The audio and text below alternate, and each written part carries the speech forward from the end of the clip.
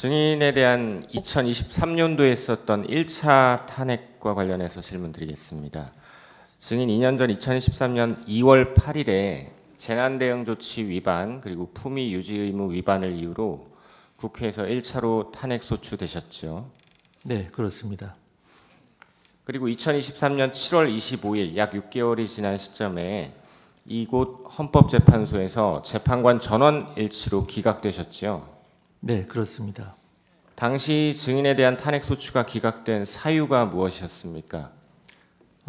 재난 관련 재반 법령에 위반한 사실이 없고 성실 의무에 위반한 사실도 없으며 특히 이제 행안부 장관에게는 일반인들이 흔히 생각하는 경찰이나 소방에 관한 지휘 권한이 일체 없다는 사실이 중요한 근거가 되었던 것 같습니다.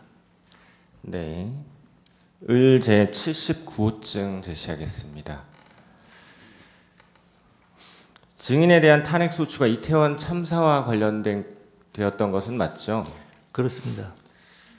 을 제79호증 판결문을 보면 북한의 지령을 받은 민주노총 간부들에 의해서 이태원 참사를 정쟁에 활용하라라는 북한의 지령을 받아서 그 혐의 포함 간첩죄로 중형이 선고되었었는데 이 사실 알고 계시죠? 네, 알고 있습니다.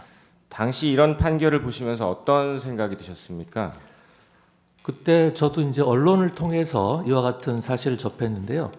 이태원 참사를 세월호 참사와 같이 진상규명 투쟁을 하고 각계각층의 분노를 최대한으로 이끌어내서 조직적으로 활동하라는 지령을 북으로부터 내린 것이라고 그렇게 언론 보도에서 제가 들은 것으로 기억을 합니다. 그래서 제가 이걸 보면서 이태원 참사와 같은 국가적 비극을 이렇게 사회 분열, 그다음에 체제 전복 수단으로 이용하고자 하는 조직적인 세력이 아직도 있구나라는 거에 대해서 제가 깜짝 놀랐고요.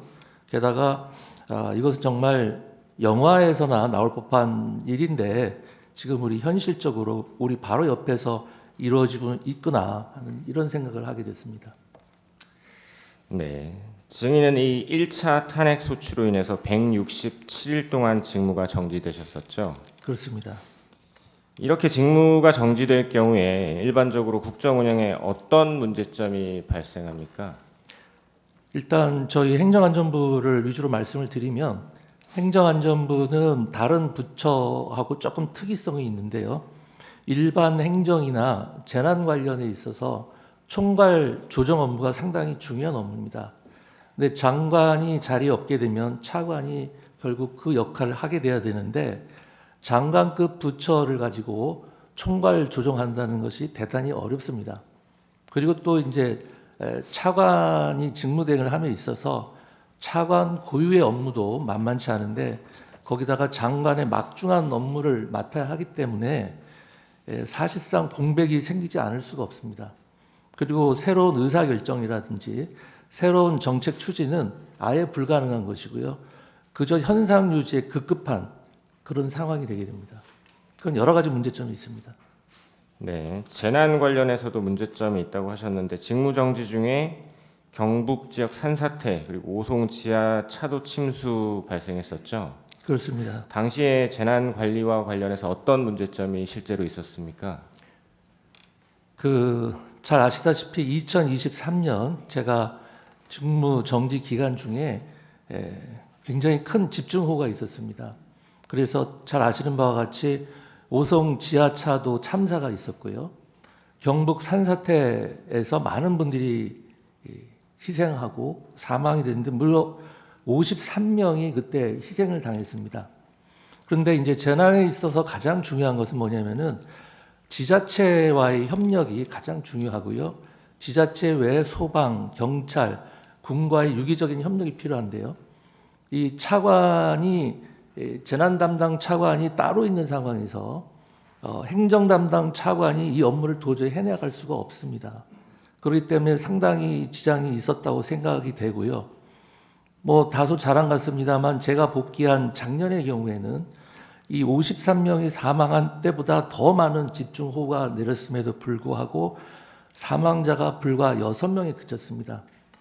뭐 이러한 결과를 이룬 데 있어서는 수많은 분들이 적극 협력하고 뭐 운도 좋았다고 생각하지만 장관이 직접 나서서 일을 챙기는 것이 얼마나 중요한가를 하나의 큰 징표가 된다고 생각을 합니다.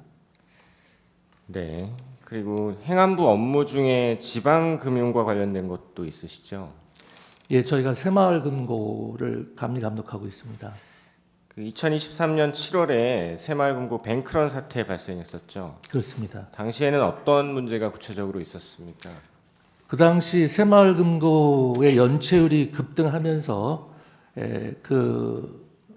거기 이제 가입자들이 예적금을 인출하는 소위 그 뱅크런 사태가 발생했습니다. 그 이유는 이제 연체율이 급등해서 예금자 보호 한도 범위 내로 지급받는 그런 상황을 피하기 위해서 사람들이 일거에 돈을 다 빼기 시작한 건데요. 그럴 경우에 그 예금 보호 한도가 5천만 원인가 그랬던 것 같은데 그런 한도를 풀어주고 그 다음에 기재부라든지 금감원, 금융위, 한국은행 등과 유기적인 협조를 해서 굵직굵직한 큰 정책을 결정을 하고 여러 가지 유기적인 협력이 필요한데 차관이 이런 장관급 기관들과 의사소통을 하는 데는 한계가 있었습니다. 그 당시에도 제가 직무에 있었으면 뭐 그때 잘 넘어가긴 했지만 조금 더 빨리 새마을금고 사태를 진정시킬 수 있지 않았을까 그런 생각을 하고 있습니다. 네. 그 행안부 업무 중에 지방 행정 재정과 관련해서는 우리 국민들이 모두 알고 있는 새만금 잼버리 파행 문제 발생했었죠. 네, 그렇습니다. 그때는 어떤 문제가 있었습니까? 이 새만금에서 이루어졌던 그 세계 청소년 잼버리 대회가 뭐 시작하기 전까지는 국민들이 잘 모르고 계셨었는데 상당히 큰 행사였습니다. 그런데 그 준비 기간 거의 전 기간 동안 제가 공동위원장 중에 한 명이었음에도 불구하고 직무집행 정지 중에 있었습니다. 만일 그때 제가 직무집행 정지가 아니었으면은 현장에도 가보고 여러 가지 필요한 사항은 무엇인지 뭐 부족한 점은 무엇인지 일일이 다 챙겼을 텐데 차관이 아까 말씀드린 바와 같이 자기 업무하기도 벅찬데 제 업무까지 하다 보니까 이 잼버리 업무를 거의 잘 챙기지 못한 것 같습니다. 그러다 보니까 제가 이곳 헌재에서 탄핵 심판 기각 결정을 받은 것이 잼버리 개막일 불과 5일 전이었습니다.